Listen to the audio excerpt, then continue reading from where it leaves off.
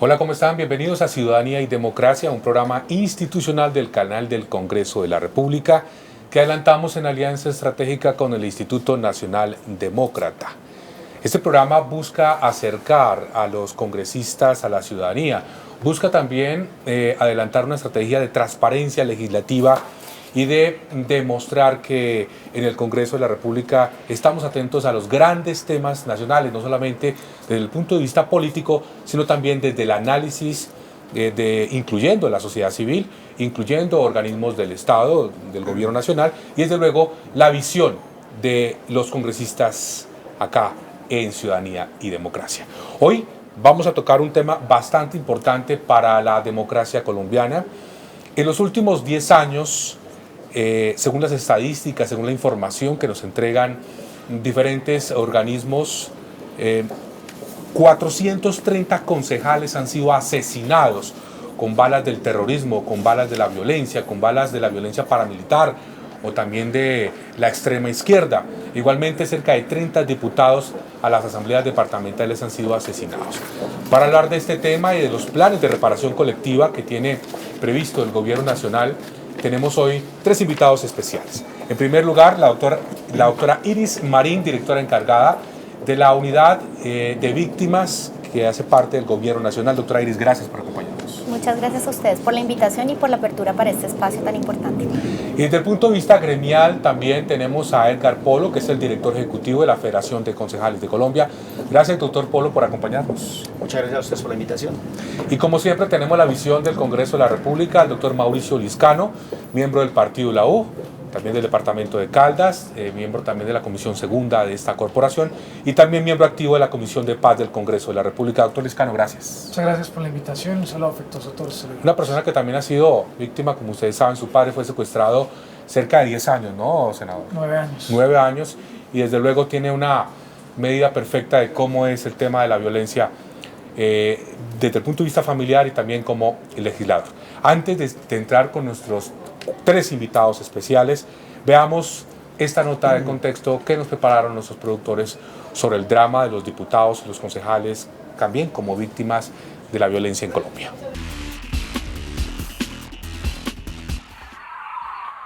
La participación en los consejos municipales y en las asambleas departamentales se ha visto afectada durante 50 años por el conflicto armado en Colombia, impactando los principios democráticos, constitucionales, el ejercicio político, los escenarios electorales, las familias y sobre todo a las poblaciones y comunidades. La guerra en Colombia ha cobrado la vida de 543 concejales y 28 diputados y han sido secuestrados 389 concejales y 66 diputados, afectando la seguridad de los corporados por constantes amenazas en el ejercicio de sus funciones. En este sentido, la Unidad para las Víctimas le apuesta al restablecimiento de los derechos de los miembros de las corporaciones públicas de elección popular, a partir de un proceso de reparación colectiva a los concejales y diputados víctimas del conflicto armado, buscando resarcir los daños causados en su ejercicio político. Este proceso reviste una gran importancia para las reparaciones colectivas en el país, toda vez que el pluralismo político y el derecho de elegir y ser elegido en muchas zonas de Colombia se vio soterrado por la violencia. En septiembre del 2013 se inició el proceso de reparación colectiva con un acercamiento con los representantes de la Federación Nacional de Concejales, la Confederación de Consejos y Concejales de Colombia y la Confederación de Asambleas y Diputados, donde se conformó el Comité de Impulso, integrado por 9 miembros entre concejales, diputados, exconcejales, exdiputados y presidentes de las diferentes asociaciones. En mayo del 2015 en Bogotá, se socializó la resolución del proceso de reparación colectiva con los diputados y concejales, proceso que ha recibido el acompañamiento técnico y presupuestal de la Unidad para las Víctimas, el Ministerio del Interior, el PNUD, ONU Mujeres y el Instituto Nacional Demócrata. Priorizar a este colectivo es una de las principales apuestas de la Unidad para las Víctimas, pues reparar colectivamente a los concejales y diputados víctimas del conflicto armado es construir paz desde los territorios, ya que ellos representan la participación democrática de todos los colombianos.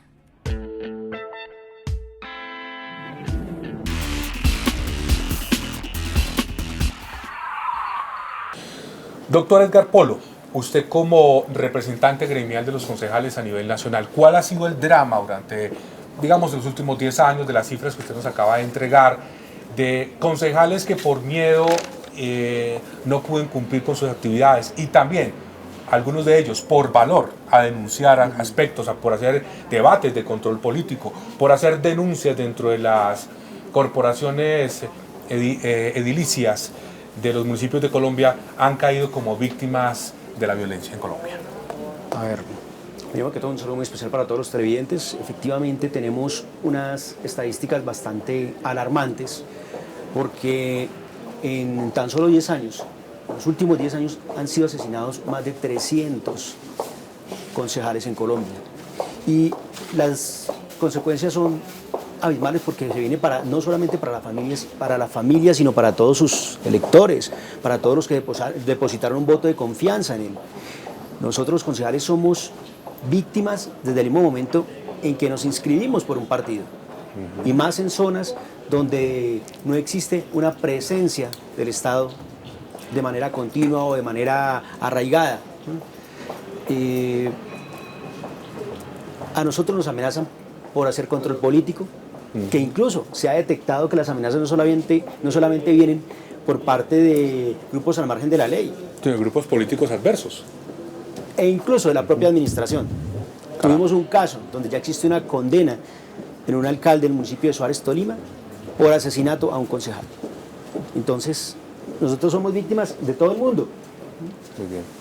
Doctora Iris, las cifras que maneja el Gobierno Nacional coinciden con las del presidente o el director ejecutivo de la Federación de Concejales. ¿Y en qué zonas del país, ustedes que tienen la medida, la radiografía del drama de estos servidores públicos en Colombia, cuáles? Bueno, nosotros tenemos unas cifras que son, digamos, las cifras oficiales que de pronto no registran la magnitud que tiene la federación, pero no quiere decir que las cifras que tiene la federación sean incorrectas, digamos. Es sencillamente que muchas veces dentro del registro de víctimas no todas las personas se han acercado, digamos, a declarar a las entidades del Estado. Hay un subregistro, pero pues sin duda alguna es digamos, de una gravedad enorme. Nosotros tenemos un registro por la Unidad Nacional de Protección de más o menos 174 concejales asesinados desde el año 2002 hasta el 2013. Tenemos también el tema del y 9 diputados. Tenemos también el tema de secuestro que ha sido muy grave, donde tenemos 358 alcaldes reportados. Esto es de acuerdo a un informe del Centro Nacional de Memoria Histórica. Secuestrados. Caramba. Concejales 389, diputados 63, congresistas tenemos aquí 3, pero es en un periodo corto de tiempo porque obviamente inclusive ahorita hay mucha representación de congresistas que han sufrido directamente a ellos el secuestro, o pues el caso del senador Liscano, pues que su padre estuvo secuestrado. Entonces sí, la magnitud ha sido grande y si bien hay unas zonas del país que han tenido una especial afectación, digamos, ha sido algo que ha afectado, y un poco ese es el proceso de reparación colectiva en el que estamos, que ha afectado la democracia. Por ejemplo, en el año 2001 la guerrilla de las FARC expidió una instrucción, una circular, no recuerdo exactamente el mecanismo, a nivel nacional, donde amenazó a todos los concejales y diputados del país. Y en ese momento el gobierno lo que hizo fue establecer mecanismos y modalidades de reunión virtual que despacharan por fuera de los lugares donde pues de los municipios donde habían sido elegidos, para no afectar la democracia. Inclusive una de las medidas que hoy las federaciones de concejales y diputados con las que estamos trabajando nos están pidiendo es pedirle a las FARC que levanten esa orden, porque de hecho efectivamente en el 2002 fue la fecha donde más afectaciones tuvimos para concejales y diputados. Muy bien. Senador Liscano, usted que se la pasa recorriendo el país en campaña política y también ejecutando obviamente su actividad legislativa, ¿cómo le puede narrar a los colombianos ese drama de esos ciudadanos que digamos que es la primera cuota representativa para ejercer la democracia por el voto popular, que es el Consejo? No importa el tamaño del municipio, pero digamos que es como casi siempre es por donde arrancan normalmente a hacer actividad política los colombianos. Sí, lo primero que hay que decir es que pues en Colombia la mayoría de los municipios son de categoría quinta y sexta, es decir, la mayoría de los concejales, más del 90%, son concejales que ganan menos de un salario mínimo al mes en promedio al año. Es decir, ser concejal en Colombia realmente en esos tipos de municipios alejados y con ese sueldo que realmente es muy bajo, pues son verdaderos héroes, héroes de la democracia y que han sido además objeto y víctimas del conflicto armado. Muchos de ellos secuestrados, muchos de ellos han sido amenazados, muchos de ellos han sido muertos, otros han tenido que renunciar. Es decir, ellos que son los que soportan la base de la democracia, que son los concejales con los ediles que en algunas ciudades, pero no todas tienen, pues son verdaderamente, yo creo que los que tienen que ser objeto no solamente de reparación colectiva, que yo saludo esa estrategia que tiene ahora el gobierno nacional y que nos parece fabulosa, sino que también que tienen que ser objeto de todo el diseño de las políticas públicas.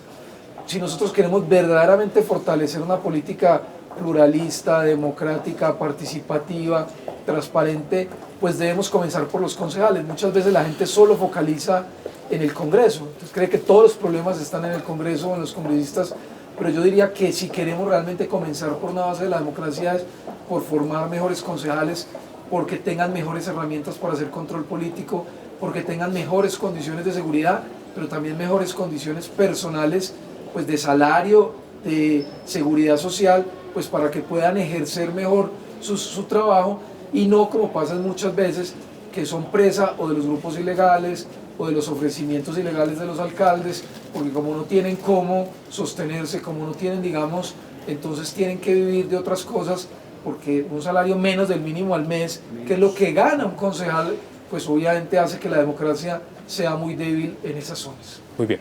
Estamos en Ciudadanía y Democracia, un programa institucional del Canal del Congreso en alianza con el Instituto Nacional Demócrata. Vamos a unos mensajes institucionales y ya regresamos.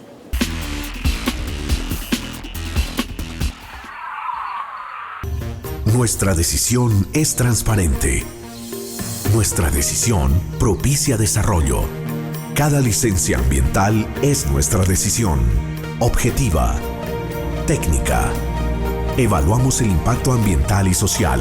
Hacemos seguimiento a cada proyecto, logrando el desarrollo sostenible. ANLA, Autoridad Nacional de Licencias Ambientales. Todos por un nuevo país. Paz, equidad, educación.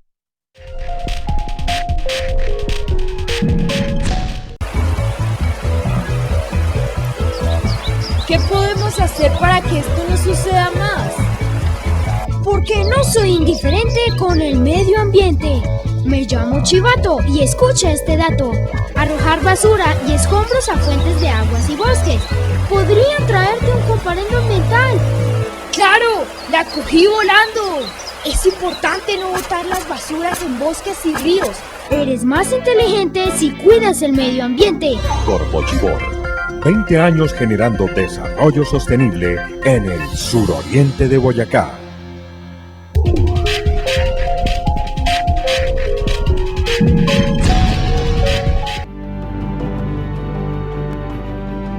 Hemos recorrido el país, escuchando a la gente, dialogando, proponiendo y aportando juntos. Todos desde las regiones estamos construyendo el Plan Nacional de Desarrollo.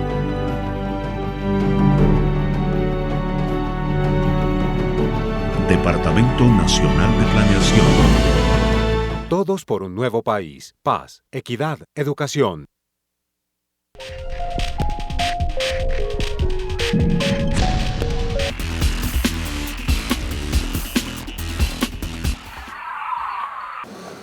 Doctor Polo, hace 30 años, antes de la Constitución del 91, ser concejal era un gran privilegio. Sí. Era la persona más representativa de la sociedad y era elegida y digamos que ejercía una labor social y cívica.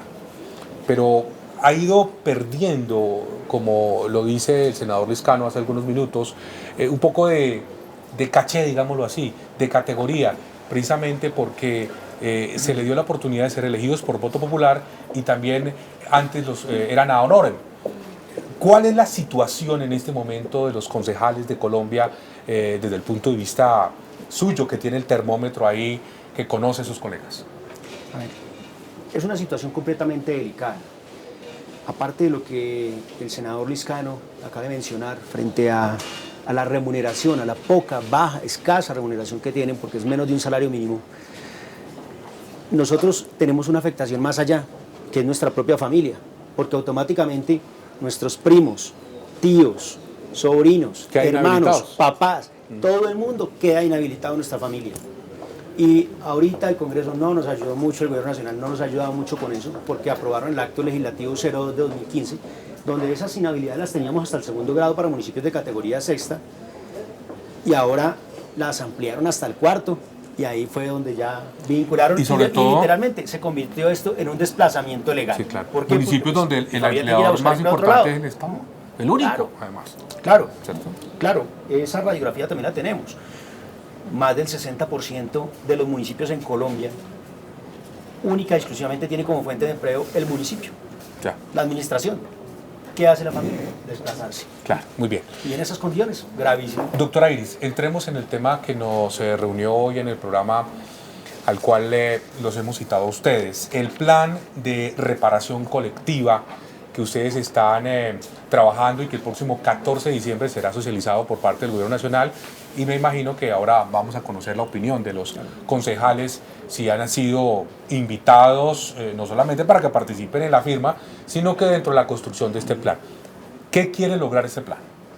Bueno, en primer lugar, este plan inclusive, pues por supuesto que es de la Unidad para las Víctimas y del Gobierno, pero ahorita Edgar me podrá corroborar, es inclusive más de los concejales y de los diputados del país, porque ha sido trabajado directamente con ellos. Esto ha surtido un proceso que estamos llegando como, digamos, a la tercera etapa.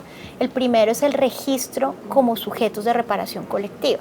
¿Qué quiere decir eso? Que por la violencia, por el conflicto armado en Colombia, los concejales y los diputados y las concejalas y diputadas de Colombia han sufrido un riesgo especial, independientemente del partido político, sí, de izquierda, centro, derecha, del partido del gobierno, del partido de oposición, representa un riesgo diferente, igual de acuerdo a la localidad en la que se desempeñaban su trabajo. Entonces, hay una resolución del Gobierno Nacional que reconoce a ellos como colectivo, como sujeto que ha sido víctima del conflicto armado. Una segunda etapa la desarrollamos, esto empezó más o menos en el 2013, en el 2014 que hicimos talleres por todo el país, en Riohacha, en Medellín, en Neiva, en Cali, en Villavicencio y en Barranquilla y en Pasto, donde hicimos reuniones donde identificamos cuáles eran los daños que había sufrido este colectivo. Entonces allí identificamos pues daños no solo los individuales de todos, familiares, personales de cada uno de estas personas, sino además a nivel colectivo, el derecho a elegir y ser elegido, la democracia local, la imposibilidad de hacer control político, digamos una serie de daños. Eso fue durante el 2014 que desarrollamos esos talleres, y ahora durante este año también desarrollamos otra serie de talleres para la formulación del plan. Es decir, identificados esos daños, ¿cuáles serían las medidas que permitirían a este sujeto de reparación colectiva avanzar en un proceso de reparación? Ese plan lo vamos a protocolizar el próximo 14 de diciembre y pues empieza una etapa que es crucial, que es de implementación. ¿Cómo los van a reparar, doctor Polo? ¿Qué les van a dar? A ver, sí, primero que todo sí queremos desde la Federación celebrar este tipo de actos, esta iniciativa que ha tenido el Gobierno Nacional y sobre todo de cómo lo está estructurando, porque ellos sí arrancaron desde abajo, desde las bases, recogiendo insumos primero para poder construir esa política pública de reparación. Y no es solamente eso, sino también ayudarnos a nosotros para que desde los mismos municipios se construya la política pública de reparación, no solamente concejales y diputados, sino a nivel general. ¿Cómo nos están reparando? De acuerdo al diagnóstico que ustedes mismos van a emitir, si es una reparación que va a ir en formación académica, va a ir en vivienda, en trabajo, en diferentes formas de reparación, que sí estamos celebrando. Muy bien. Senador Liscano, usted que hace parte de la Comisión de Paz, muchas veces desde la capital del país la gente se imagina que la paz es la firma del acuerdo en La Habana, si se logra, ¿cierto? Que ojalá se logre. Pero los que somos de provincia sabemos que la paz es regional y casi que municipal, porque usted un solo departamentos como el suyo o el mío, Caldas o Risaralda, en donde usted unas zonas prácticamente vedadas, o que han tenido una historia de violencia terrorista de izquierda o derecha o a las dos al tiempo, ¿cómo hacer para que esa paz regional y que esa democracia, y que suponemos que como las FARC, parte del acuerdo de paz es que puedan acceder a los cargos de elección popular, y los primeros son los concejales de los diputados, ¿cómo lograr que esa paz realmente logre esa reconciliación a través de la democracia inicial que son los consejos y las asambleas? Sí, digamos que la firma del acuerdo de paz pues es el silenciamiento de los fusiles, pero en la implementación es donde va a estar la sostenibilidad de los acuerdos. Ahí juegan papel fundamental pues dos tipos de decisiones. Una es el tema de las víctimas. Si uno quiere realmente tener sostenibilidad en los acuerdos de paz, el tema de las víctimas es central, es el centro del proceso de paz.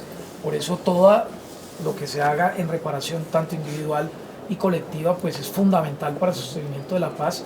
Y aquí obviamente los concejales y los actores políticos pues juegan un papel fundamental al ser objeto de todas estas amenazas y de todos estos problemas. Por eso nosotros saludamos, digamos, esta iniciativa del gobierno de la unidad de víctimas que va encaminada a ese tema, que sí sugerimos que focalice más para que no se confunda con otras políticas públicas que tiene el Ministerio del Interior con los concejales o otro tipo de ministerios, pero que digamos es muy bien intencionada en el tema de entender que los concejales y diputados pues son un colectivo de ciudadanos que requieren reparación. Y por el otro lado es por supuesto el copamiento institucional de esas zonas. Nosotros requerimos que el Estado colombiano llegue a esas zonas que van a salir del conflicto. Necesitamos que lleguemos con carreteras, con escuelas, con fuerza pública, con salud, con educación, porque si nosotros no copamos esas zonas con institucionalidad, pues otros grupos al margen de la ley las van a copar y simplemente vamos a reciclar la guerra, que es lo que ha pasado en los últimos 50 años. Entonces yo diría que en esos dos escenarios, en el tema de las víctimas y en el tema de el copamiento institucional de esas zonas, está dos puntos críticos para que el proceso de paz no solamente sea exitoso, sino sostenible en el futuro. Y senador, de una vez le tengo que hacer esta pregunta, ¿cómo darles una remuneración digna, decente, para evitar precisamente no solamente que haya mayor participación, sino para impedirle también el paso de la corrupción? Porque una persona ganándose 400.000 o 500.000 pesos, es decir, eso es un sujeto potencial para la corrupción, para que el alcalde, para que las fuerzas políticas lo coopten. Sí, yo siento que, por lo menos en lo que tiene que ver, porque digamos en los concejales de capitales están relativamente bien pagos, pero en lo que tiene que ver con los municipios de cuarta y quinta y sexta categoría, pues yo sí creo que el gobierno, pero en especial las alcaldías, porque acuérdense que esto, digamos, sale desde el pago de los concejales, sale, digamos, de los alcaldes, obviamente por regulación legal, pero pues sale del municipio por regulación legal. Yo sí creo que nosotros tenemos que cambiar todo el tema de estructura, de pago y de, digamos, de todo el tema social y de seguridad social de los concejales. Es que no puede ser que un concejal, en Colombia dicen que no existe, que ningún colombiano puede ganar menos del salario mínimo. Y si usted hace un promedio de lo que gana un concejal al año, porque es que ellos no sesionan todos los meses, de lo que sesiona un concejal gana menos del salario mínimo, no tiene seguridad social, muchos no cotizan a pensión, muchos no cotizan porque simplemente lo que reciben son honorarios, pero además, como lo dicen, por el otro lado tienen un gran, digamos, cúmulo de inhabilidades que hace que cumplan casi que funciones de funcionario público porque no pueden trabajar, no pueden contratar con el Estado, solo pueden hacer actividades privadas. Pues eso hace que se debilite mucho, digamos, toda la institucionalidad.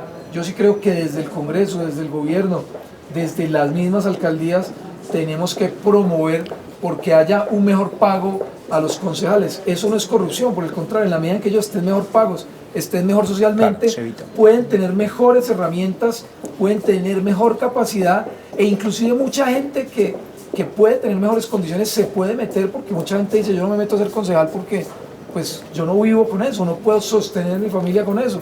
Entonces termina muchas veces también en gente que no tiene todas las condiciones porque no están bien pagos. Entonces yo sí siento que hay que hacer un gran esfuerzo para mejorar la democracia a través de mejorar las condiciones laborales y sociales de nuestros concejales. Muy bien, vamos para nuestro último corte de mensajes institucionales y venimos para el final de Ciudadanía y Democracia.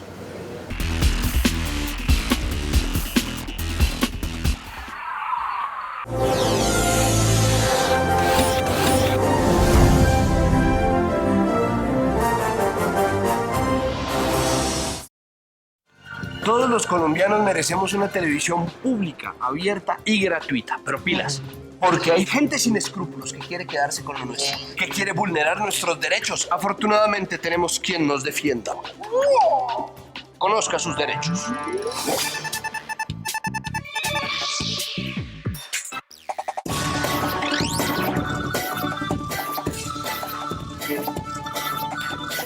Televisión abierta y gratuita para todos.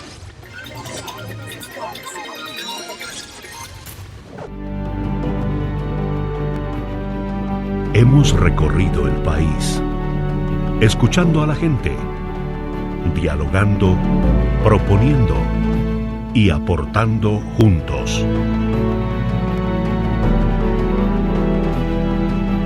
Todos desde las regiones estamos construyendo el Plan Nacional de Desarrollo.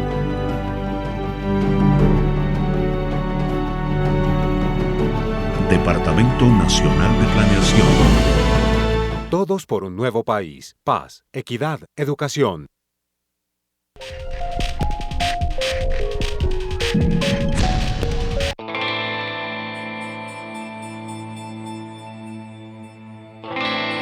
Cuando no se reconoce tu trabajo, es como si estuvieras mudo.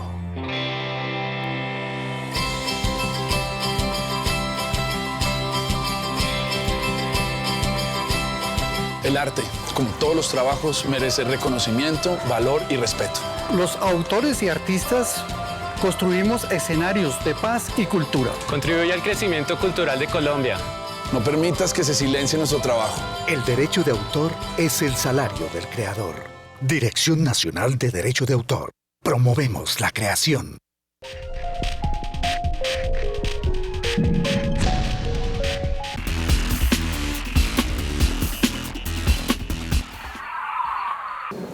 Regresamos a Ciudadanía y Democracia. Doctora Iris Marín, directora encargada de la Unidad de Víctimas del Gobierno Nacional. Hagamos una comparación, un análisis sobre la política social y este programa de reparación de víctimas que busca el Gobierno Nacional. En el caso de diputados y en el caso de concejales también. Porque hoy no tiene representación los diputados, pero también queremos hablar de ellos. Claro que sí.